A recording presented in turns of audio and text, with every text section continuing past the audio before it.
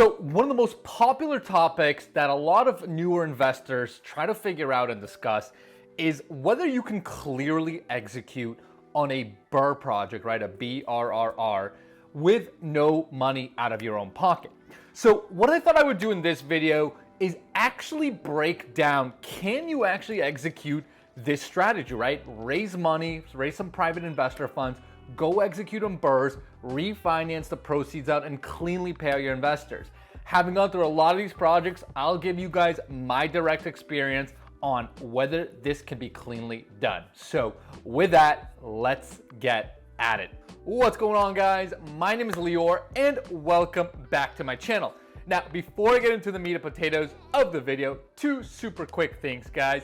Number one, if this is your first time on my channel, first of all, welcome, and make sure you smash the subscribe button for this channel. I am putting out weekly content talking all about real estate investing, a lot of multifamily investing, talking about raising money, analyzing deals, doing BRRRR deals, kind of like this video. So if that's the kind of content you're looking for, make sure you subscribe. And number two, guys, if you've been thinking about investing in real estate, but you don't want the hassle of doing the projects yourself and actually being on the ground and doing all that, you know, I get so many calls from people just like you who are looking to invest their funds into real estate deals. And that's exactly what my company does. We partner up with investors just like you, and we put the money to work in our multifamily projects. So make sure to hit me up to check out some opportunities for that. Now, let's get right into the meat and potatoes. And as I said, right, like I'm gonna try to debunk probably one of the biggest questions asked by newer investors on whether you can cleanly do BRRRR deals today. Now, right off the bat, what I have to say is this answer is definitely gonna vary from market to market, right? I personally invest and do all my deals in Boston, right? Which is considered to be one of the most expensive markets in the country, right? So this answer could definitely be different if you're maybe living in a kind of a secondary or tertiary market, maybe in the Midwest or south of the US, right? So my experiences are purely based on my projects in Boston. And the other thing, before we actually break down whether this can be done, let's quickly talk about the typical structure for a BRRRR deal, right? I'm not gonna go in super detail. I've done other videos on that. But basically, you know, the way you do BRRRR deals with no money is, you know, you're gonna buy a property that needs rehab, right? Whether it's a single family or multifamily, you're gonna raise private investor funds for all of your costs that you need, right? So that typically includes your down payment and typically includes your soft and holding costs while you're renovating the project, right? So you're gonna raise those funds. Now you can raise those funds as either debt or equity, right? And on the debt side, it means you're giving your investor a fixed rate of return. On the equity side, you're giving your investors a percentage of the deal as ownership. But either way, you're raising that fund somehow, whether debt or equity, and then you're executing the deal, you stabilize the project, you're gonna obviously rent the property out, and then go for a refinance, cash out refinance to pull out proceeds to pay your investors back. So to answer directly the question, is it possible to do clean BRRRR deals, right? Where you're cleanly refinancing, pulling all the cash out that you need in order to fully pay off your investors? You know, in my experience, the answer has been no, right? I mean, you know, you can read online whatever you want to read, but it is incredibly challenging to fully be able to refinance all your proceeds that you need to pull out in order to cleanly pay back all your investors, right? Now, there are a couple of reasons for this and a couple of pitfalls that I think most BRRRR deals, including some of mine, you know, kind of go through, right? And I'll break those down, right? So there's three main pitfalls. So number one is construction overages. And here's the deal, right? I mean, unless you're doing a really light cleanup of a property, right? Chances are, you know, you're gonna have a pretty complex rehab project on your hands. Now, if you're doing a light cleanup, that's great. I mean, chances typically are if the property only needs a light cleanup to be rentable or really get top dollar value, then you're probably not buying the property at an attractive enough price to really create the spread that you need for the BRRRR deals, right? So if you are doing a more complex BRRRR project, right, with a lot more rehab, I mean, it's tough to execute on rehab deals when there's so many floating variables, right? And in particular, my deals, right? So again, I operate in Boston. A lot of the properties that we buy here are built in the early 1900s. So we're dealing with 100, 130-year-old kind of buildings, right? On a day-to-day basis. And there's just always things that come up, right? I mean, it's no question. Things always pop up behind the walls that we didn't expect, or, that kind of make the project take a left turn. And, a lot of our projects are big, right? I mean, most of my projects on multifamily side, we spend anywhere from $50,000 to $150,000 per unit, right? The $150,000 per unit is more of a gut rehab. $50,000 maybe is like a kitchen bath kind of job. But these are still pretty big numbers, right? And a lot of time we have construction overages, right? I mean, it's just hard to avoid. We always try to control the cost as best as we can. We've got great contractors, but at the end of the day, when you're renovating these old properties, things just happen, and the best investors know how to expect them and how to ride through these kinds of overages. But that's pitfall number one.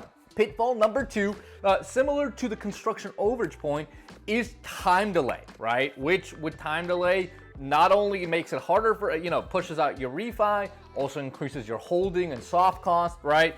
And with time delays, again, similar sort of logic, right? I mean, again, if you're doing a complex project and, there all of a sudden new things pop up that, you have to deal with, it takes time, right? I mean, it really, really does.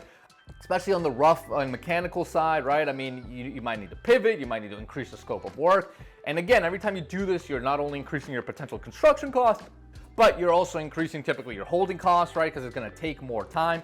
And again, with more holding costs, the amount of cash you're gonna have to pull out increases, right? Because you're incurring these costs. So that's definitely another huge pitfall. And pitfall number three, which is, kind of obvious now that we kind of mentioned the first 2 points, is the actual refinancing of the property. Now, again, maybe in cheaper markets, you can look at other folks that have done that, or other investors that have done that, and it's different. But, in my market in Boston, it is incredibly hard to go and, based on all these factors, refinance and pull all the cash that you need to in order to pay your investors back, right? We have to think about what happens in that situation, right? So let's talk about it from a perspective of, first, if you raise debt as your private money, right? So, again, if you raise private debt, it means the investors don't have ownership in the deal, but they are guaranteed a certain fixed rate of return. Now, let's say, for easy numbers, let's say you borrow $250,000, right, to get into $1 million deal, and on the cash out refinance, you're only able to pull out, let's say, $150,000 or $175,000, right? And you basically have a spread of $50,000 to $75,000. So this can actually kind of be a tricky situation for an investor like yourself, right? Because, you have to pay back your investor. Usually a private debt has a shorter time frame when it needs to be paid back, right? 6, 12, 18 months, whatever the contract is. So you have to figure out a way to pay your investor back fully, right? So a lot of times it means we're sticking our own cash. Maybe you're bringing in a new investor to potentially refinance that debt, right? But something needs to be done in order to pay off your investor, right? And again, it usually comes in the form of a cash infusion. Now, if your private funds are structured as equity, right? Now that's not as bad, right? Because on an equity basis, you can return, let's say 50, 60, 70% of the equity you raised. That's fantastic. And then, you just have to let your investors know up front that there's a good chance that, let's say 30, 40, 50% of their equity that they originally invested is going to be stuck in the deal even after the refinance, right? So it's really important to communicate this to your investors. Because that's how people can get in trouble, right? Is like by promising things that aren't real or not disclosing all the risks up front.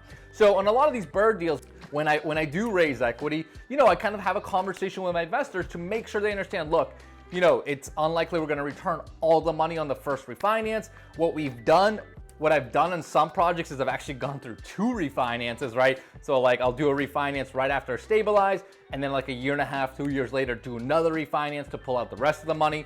But again, you're gonna have to figure this out, right? Because if your investors need their money back, and that was part of the deal, you have to figure out the cash infusion portion of it in order to make sure your investors are made whole. That's kind of the logic behind of why I don't think you can do BRRRR deals cleanly. Again, especially with the pricing in today's marketplace, Even the cheaper markets I know are getting really competitive, pricing shooting up. But when you're dealing with complex projects, you have so many floating variables just on the construction and stabilization side, right?